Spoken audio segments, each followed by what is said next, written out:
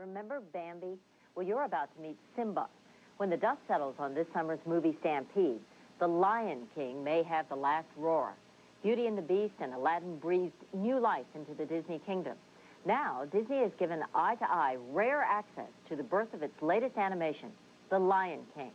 Our Bill Lagatuda was there for the labor pains and is in our Los Angeles studio now. Bill?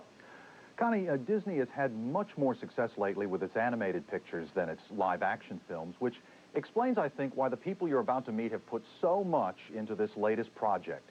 This was unlike any movie set we've ever seen. It's home from work we go. Traffic. Noon traffic. Hi-ho, hi-ho, hi-ho. This is what it's like going off to work if your work is making a Disney animated picture. It's goofy around here. Grown men acting like animals. They call me Mr. Pig.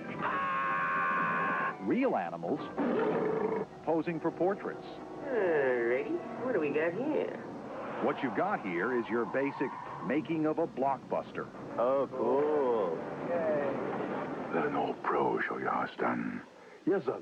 The methodical, painstaking way of doing it is why making The Lion King has taken 4 years. Yes, Simba, but let me explain. When we arrived, they were in their final 80 days till the premiere, and veteran producer Don Hahn was prowling the halls.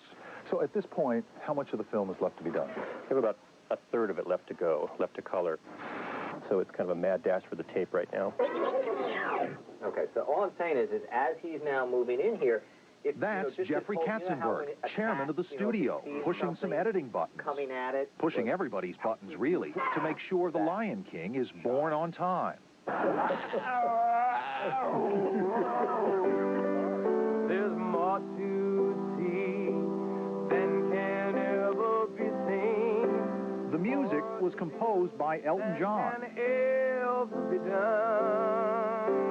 And for the first time, Disney is not working from a fairy tale. The script is original. Kind of Joseph and Moses meet kind of Shakespearean overtones with Hamlet meets Elton John in Africa.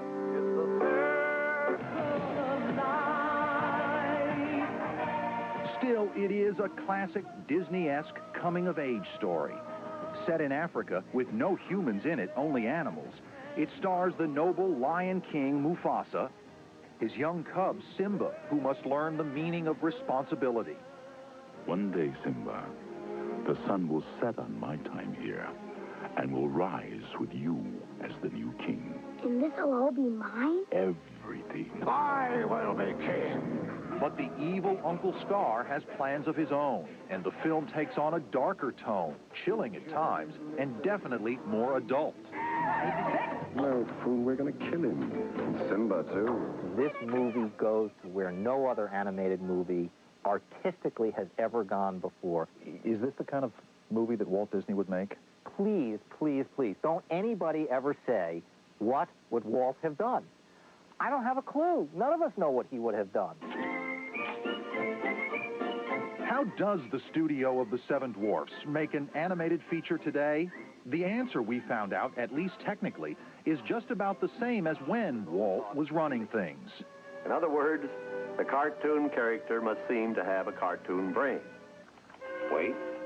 It's still done one drawing at a time. 24 drawings to make just 1 second of film. And when you put them back to back... Yep, they're all there now. Just no, then it's just not looking hard enough. Andreas Deha is one of today's Disney artists.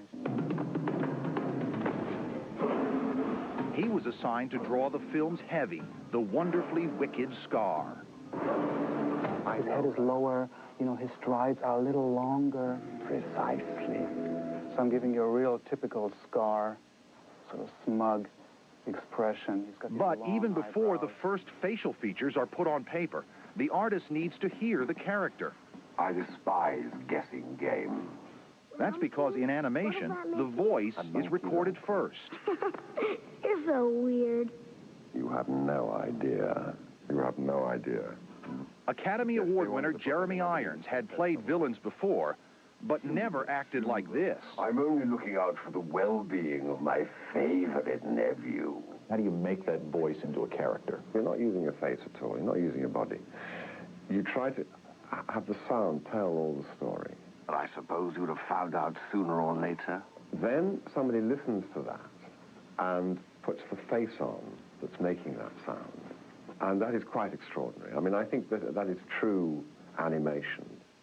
What Jeremy Irons didn't know was what Andreas Deha was planning to do with that pencil. So some of his looks kind of snuck into the final design. I mean, there's no doubt that this face inspired this. No. This is just for you and your daddy. Is that you? I don't think that's me, Jeremy. But I think it's me, Scar. Everybody look left. Everybody look right. Watching The Lion King come to life, you never would have guessed that animation as an art form nearly died with the death of Walt Disney himself. 600 people are rushing to finish this movie. Just a few years ago, though, it wasn't like this around here, was it? No, it really wasn't. I was here then. It was a kind of a dying craft. The guys that had started out with Walt were retiring. The baton hadn't been passed. Wow, that's great. And then there was a brand new studio chief, Jeffrey Katzenberg, with a reputation for efficiency and no experience with cartoons. Oh, goody. When you came to Disney about 10 years ago, you didn't believe in animation. In fact, the animators saw you coming and said, "We're dead." Yes, there is no question. When I first arrived here, I saw animation as something that I, quote, had to do. It was a responsibility.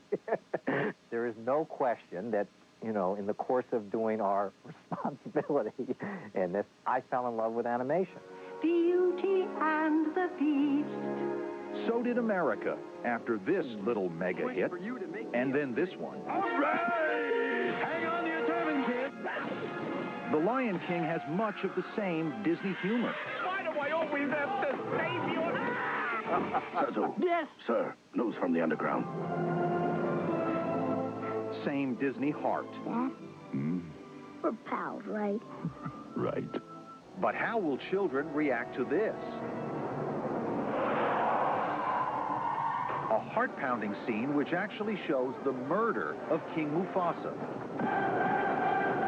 Brother, help me! Long live the king. Was there any concern about showing the death of the father lion in this? Because, as you know, a whole generation of us were traumatized when Bambi's mother passed on. Well, traumatized. We all did survive through it. We survived, but it was pretty tough for some of us. But that's a good tough. Have we been concerned about it? You bet. In every conceivable way that you can think of. And at the same time, understand that the best thing these movies can do is to confront real life through this make-believe world. Back in the real world, it's now just weeks before the movie's release, and with hardly any notice, Katzenberg and company hold a sneak preview for the public and let us come along. It's terrifying, but you have no idea till you send it out in front of an audience. What we in the audience view is a very rough cut. A lot of it is not even colored in yet. Hey, why don't you pick on somebody your own size? When the lights come up, the boss looks a little worried. But the fact is, everyone around the table is saying, you know, something's wrong with that. Half an hour later, in the back room of a Chinese restaurant, we watch as the production team tears into dinner and their own work. There's a whole lot of camera stuff that was totally missing, and it is flat right now. Between the egg rolls and the main course, the results of an instant poll are rushed in. They're very good. Every single group is above average. Whether it be The audience approves, but Katzenberg doesn't. Not yet, anyway. He doesn't think the final scene works. He slashes him there. Scar should say, get him. Just boom. So, with very little time till the premiere, the team has to blow up the ending. So what time are we on tomorrow? As the next day dawns at Disney, there's going to be some overtime. We're back in thick of the tail. Editors, touch-up artists, background painters head back into the jungle. I need to take all the sunshine out of that front grass. One problem with the ending, the flames weren't realistic enough. Solution, build a fire. And this time, get it right. Is it great? It's gotta be. But not yet. Not yet. The pictures need some new sounds.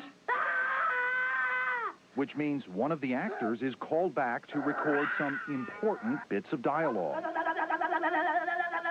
This fanatical attention to detail is why it takes so long. This is being done! The characters behind the characters seem to thrive on the pressure. You gotta get that thing to color. Big bucks are on the line. Big bucks. Tony Bancroft and Mike Surrey animated the film's supporting characters, Pumbaa and Timon. Hakuna Matata? Yeah, it's our motto. What's the motto? Nothing. What's the matter with you? Who carry what Disney hopes will be the summer's catchiest tune. It's our problem-free philosophy. Yeah! Hakuna Matata. Matata. Hakuna Matata. Give me one good reason why I shouldn't rip you apart. Finally, after several frenzied days of tinkering, the new finale is ready to show to the boss. When they come together, there's going to be a very large explosion of sparks and fire behind them. What if you held on that? And you hear Mufasa, you hear... He drives us crazy, and he comes over and has sometimes suggestions that are out of left field, but what he's usually saying is, I don't know the solution, I don't know how. But it's not firing off, it's not working. Do better, do better, do better. Hey, I've got it. What if he's on our side? See, this is great, though. This is great. On the final day we nosed around, those last-minute pieces of audio were being mixed together with the music. Some of which was still being sung by a native African choir. Rough animation was being colored in, with a computer now instead of a paintbrush, but still one frame at a time. There was only one scene in the movie so complex that a computer had to take over. The Stampede sequence took 2.5 years to build, and it was finally done. What's in here? There was only one place around here we weren't allowed to see, Disney's technical laboratory. You're serious? We can't see in there. It's animation magic. I could tell you, Bill, but we'd have to kill you later. For 83 minutes of film, it took 1 million drawings. This is just the trash can.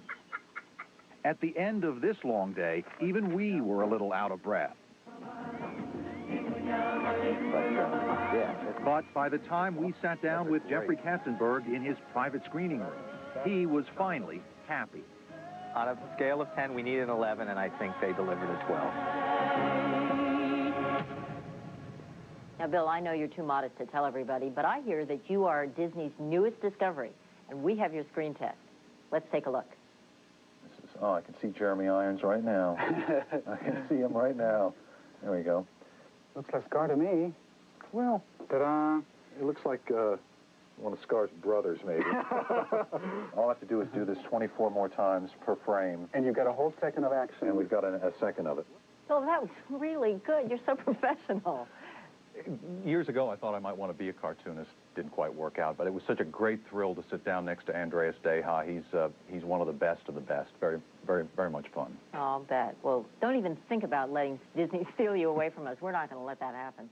Thanks, Bill. We'll be right back.